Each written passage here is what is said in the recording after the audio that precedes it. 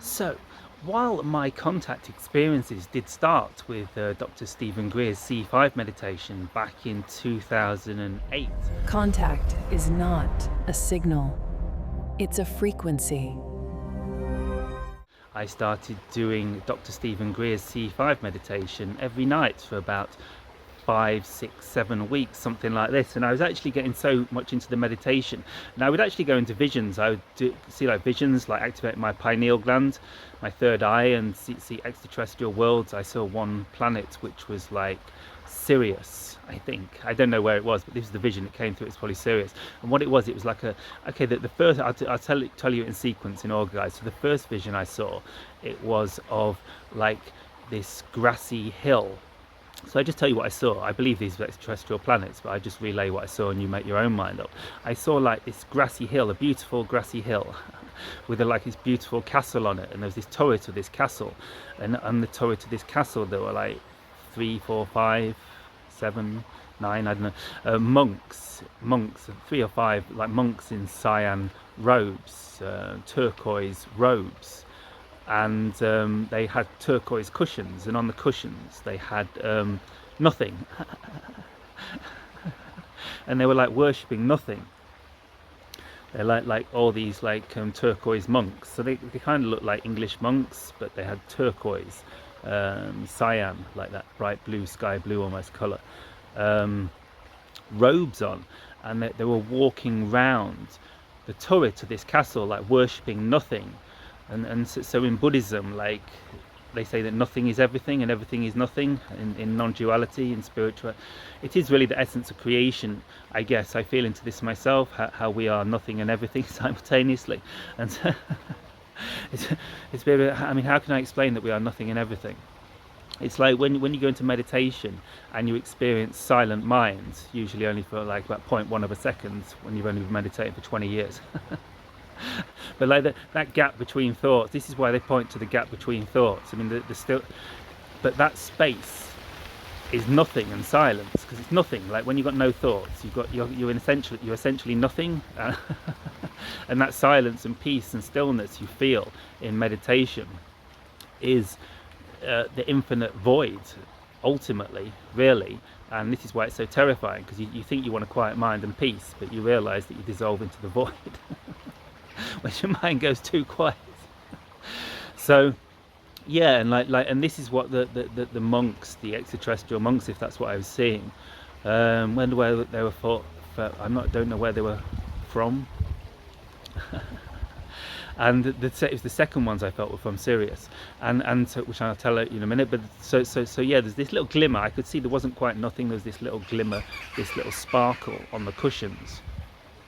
And my mind wants to say that was hope. I don't know where that's coming from. That glimmer was hope.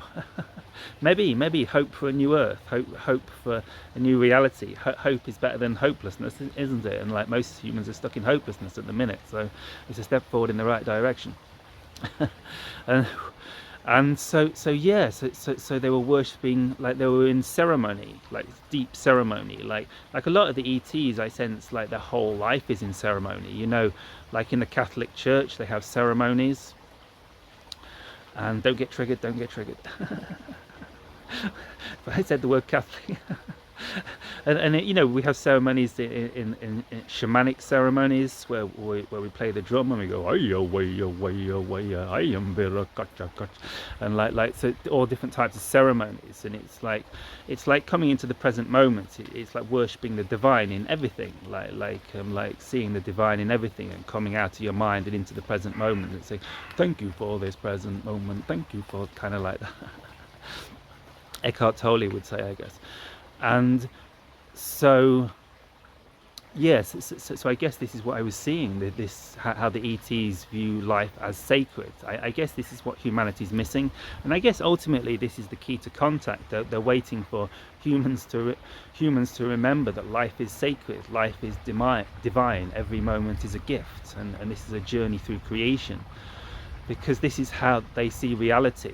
And if we're not thinking like that, then they just kind of view us as lost, crazy animals going mental. Like they don't particularly they're here to help us, but they don't really want to hang out, you know, if we're just going mental and fighting and like destroying the planet and all the stuff. So they're waiting for us to get over that and see that life is divine and we're all connected. We're all connected. This is their message in its core, I guess, in its core, that we are all connected in the source of our being. We are all one. We are all one. There is no separation. I exist within you and you exist within me. And so once we understand this, the fighting naturally stops, because why would you want to kill yourself? It doesn't make any logical sense, does it? So this is kind of what the ETs are waiting for, the evolutionary leap to the understanding that we create our reality because it is us. The vibration we put out is what we get back, and moving into the love, light, joy, bliss, euphoria, ecstasy, compassion and service to others. So they're these like kind of high exalted frequencies we do experience in the higher realms, but like that's not really the goal per se. Like the goal is to get in alignment with the cosmic flow, to follow your highest excitement and be who you are, the fullest you can be, and there's ups and downs and there's highs and lows, and it's not all about cosmic highs. There's a lot of oceanic lows, and so on the way we progress into a place of deeper compassion. We use the darkness and the light.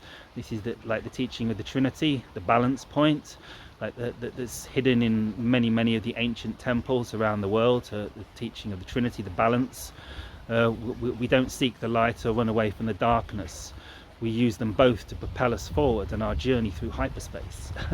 Our journey through, because hyperspace is here and now. I think there is no time, there is no space, there is only consciousness, and we're creating our reality collectively through what we focus upon, through the energies we emit.